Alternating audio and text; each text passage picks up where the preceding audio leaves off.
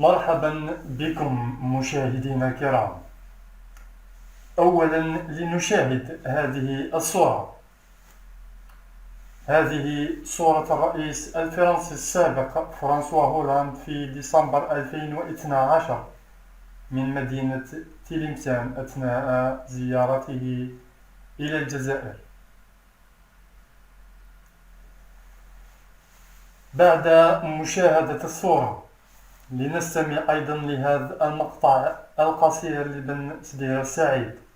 ما على بالهمش هو بالصحة الغربية. الصحة الغربية بالنسبة لهم لا حدث، عندهم قضية أخرى. ما هي القضية؟ القضية وهي إحياء التراث والتاريخ وأمجاد أجدادهم اليهود في منطقة الصحراء الجزائرية. نعم، راح نتكلمكم بحقائق تاريخية بناء على معلومات استخباراتية. هناك مشروع مغربي قديم مشروع مغربي قديم عنده علاقة بيهود المغرب، وهذا المشروع تقاطع مع الكيان الصهيوني الحديث الآن 2021، وبالتالي صارت هذه الصفقة.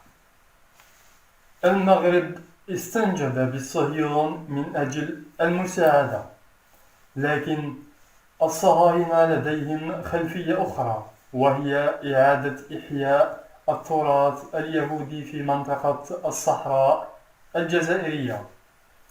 يقول بن سديرة بأنها معلومات استخباراتية. مشروع مغربي قديم يتعلق بيهود المغرب وتقاطع المصالح مع الإسرائيليين. المغرب وبعد استقلال الجزائر بدأ بالمطالبة بالصحراء الشرقية أي بشار وتندوف، ويزعم أنها أراضي مغربية، لكن في الحقيقة فقد كانت مكان التواجد اليهودي في المنطقة. الآن الخبراء اليهود المتواجدون في البلاط الملكي يريدون إحياء هذا التراث القومي اليهودي، لذلك فهم يهدفون ويسعون لضم الصحراء الغربية كي يكونوا على مقربة من بشار وتندوف. تاريخ القضية يعود إلى ما قبل التواجد الإسلامي في المنطقة.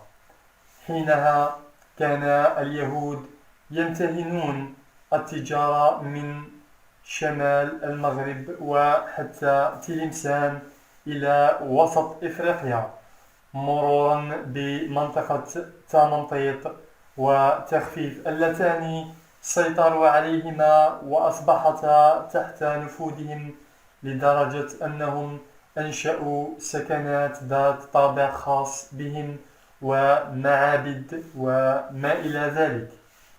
ولأنهم كانوا قديما يفكرون مثل ما يفكرون الآن، فقد تمردوا على الإدارة المركزية في تلمسان وأرادوا إنشاء دولة خاصة بهم في منطقتي تامنطيط وتخفيفت، يجمعون فيهما كل اليهود المتواجدون في العالم.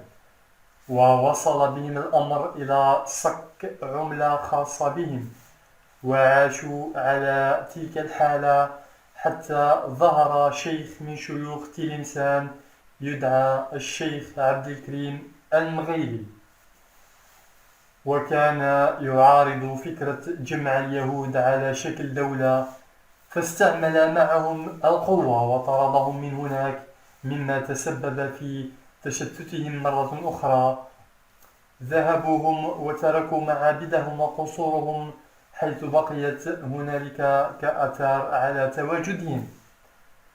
وفي عام 1359 تم طرد اليهود مرة أخرى من الأندلس، ففر أغلبهم إلى المغرب المروك، ومنهم من دخل إلى تلمسان، وكان يتزعمهم طبيب اسمه أفرايم، واستقر في تلمسان. وذات مرة مرضت ابنة حاكم تلمسان آنذاك، وكان يدعى يوسف بن تشفين. يوسف بن تشفين هو حاكم تلمسان في تلك الفترة، ولم يستطع أحد معالجتها، فعالجها ذلك الطبيب المسمى أفرايم. أراد الحاكم يوسف بن تشفين أن يجازيه وعرض عليه كل شيء فرفض كل الجوائز، وعرض عليه كل شيء فرفض كل الجوائز، واستغل الفرصة فطلب منه أن يسمح لبعض اليهود المتواجدين في المغرب، طلب منه أن يسمح لهم بأن يقيموا في تلمسان، فلبى بن تشفين طلبه، وبعد مدة سمح لهم ببناء معبد خاص بهم، وكان أول معبد يهودي يتم تشييده على أرض إسلامية.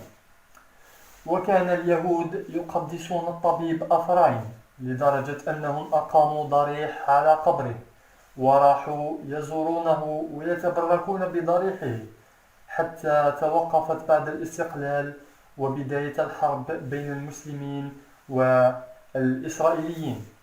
لكن في 2005 وبعد المرض الأول للرئيس الراحل بوتفليقة تم إبرام اتفاقيات في فرنسا، ومن بين الاتفاقيات السماح لليهود بزيارة ضريح الطبيب أفرايم.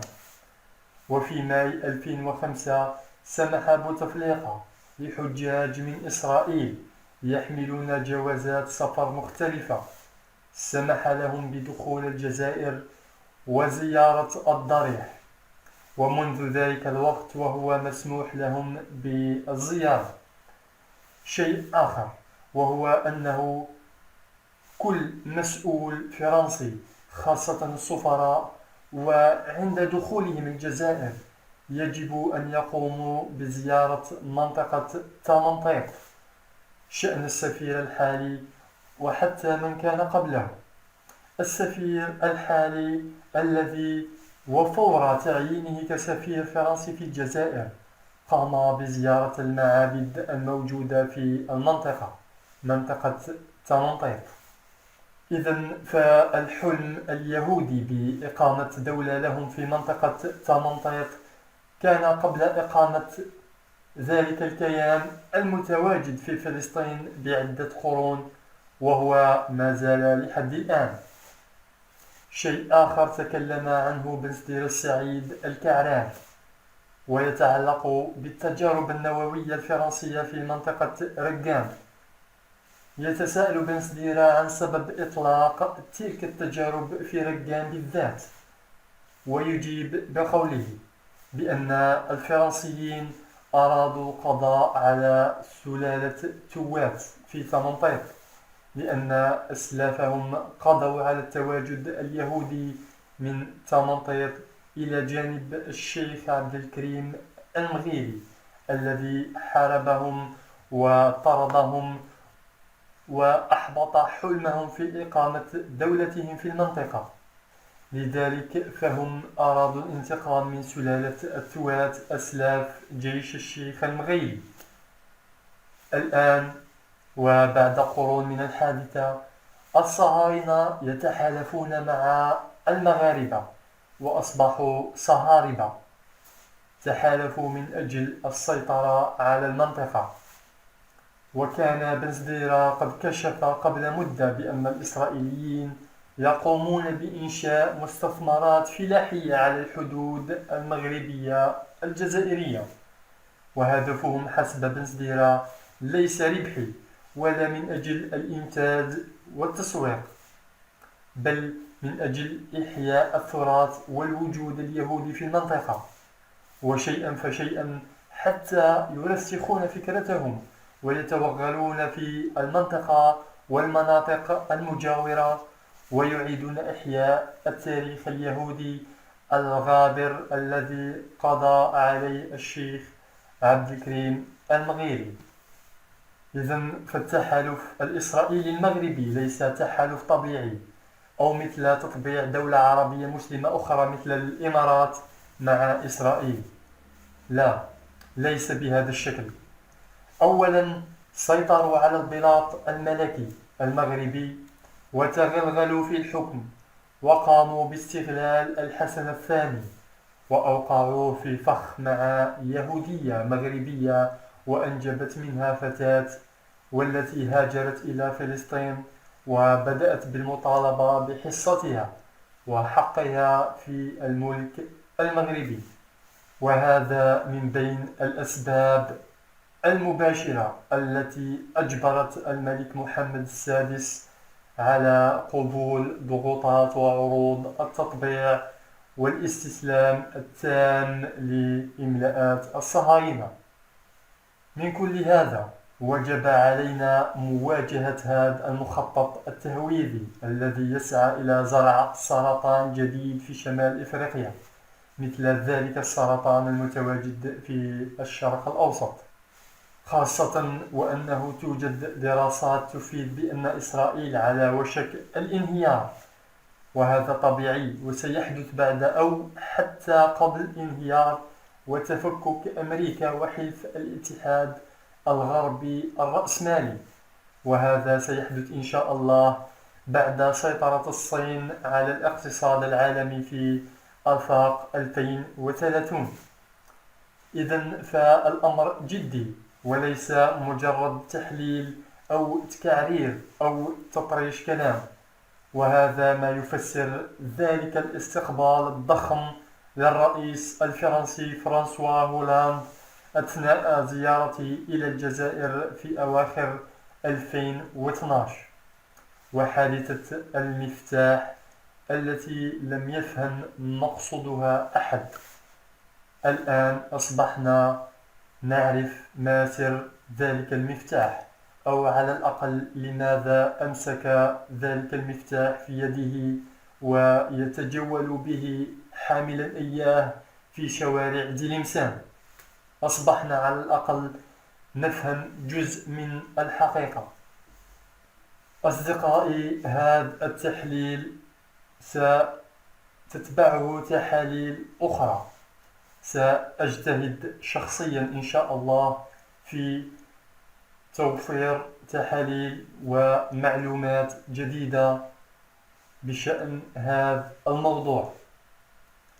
إلى ذلكم الحين دمتم سالمين وتحياتي.